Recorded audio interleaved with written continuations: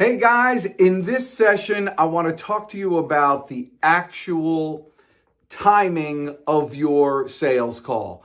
And your discovery calls is a sales call. For the purpose of this, your discovery call is a sales call. You're doing the whole process of discovering, setting the agenda and all that stuff. You're doing the process of discovering for a purpose. And that purpose is to decipher whether or not they are a good prospect client for you, whether they're qualified in that respect. And qualification, as you know, is someone who has need or desire, who has decision-making ability, and who has money. And you find that all out on this discovery call. You know, before the discovery call, before the actual thing, whatever they write down and whatever they tell you or whatever you heard, it's all lies. Not because they're liars, but because people do that out of protection. So you never know until you're on the discovery call. So in that discovery call, there's a strange phenomenon that's happening right now, which is not necessarily strange, but because we do so much virtually like this now, because we do so much on Zoom calls and Teams and whatever other, Google Meets, whatever kind of conference call software that you use, people can do it from their homes or from Starbucks or what have you, and your meetings are back to back to back to back.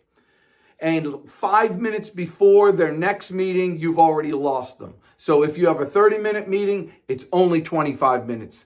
And if they come 5 minutes late, it's only 20 minutes. That's all you got. And so your time on there is to find out whether or not you have enough time to close, because it is a closing call. So I don't want you to get caught up in delivering all your best stuff, coming out with a great discovery. You've got it all figured out. You know exactly what they need. You build the gap. You're over here. You got to get over here. We have the solution for you right in the middle. Is it okay if I have time to tell you about exactly what we do? And you only have 3 or 4 minutes. And that is a recipe for disaster. That's giving all your best stuff. That's like doing a demo and they're like, okay, I got to go. See you later. I'll call you back. See you later, potato. And you're like, what just happened here? Totally lost control. So you don't do that anymore. It's very important on your first call to say, hey, we got 30 minutes here. Are you still good for the 30 minutes? Yes. And then go through your normal discovery, but do not give up the solution. Do not say, okay, I got, your solution for you. Let me tell you what it is. And then do not start your presentation if you don't have, 10 minutes, maybe 3 minutes for your presentation and the rest for overcoming objections.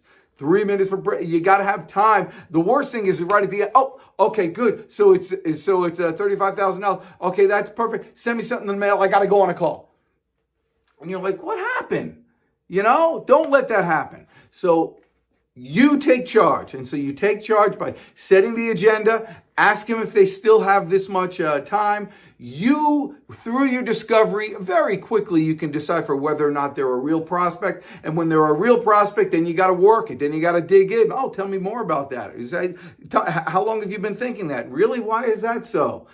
Can you imagine the reason why, what would happen if that didn't happen? Yeah, what would that be for you personally? You want to get those real in-depth, you want to build that emotion in there. And then once you have that and you're ready to present, much better off for you to call the shots and say, you know what?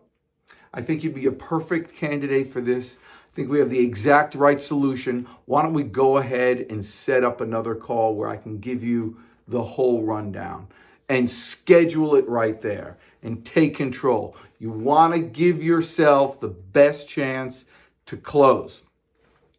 And by the way, when you send them the proposal, you send them the proposal right before the call.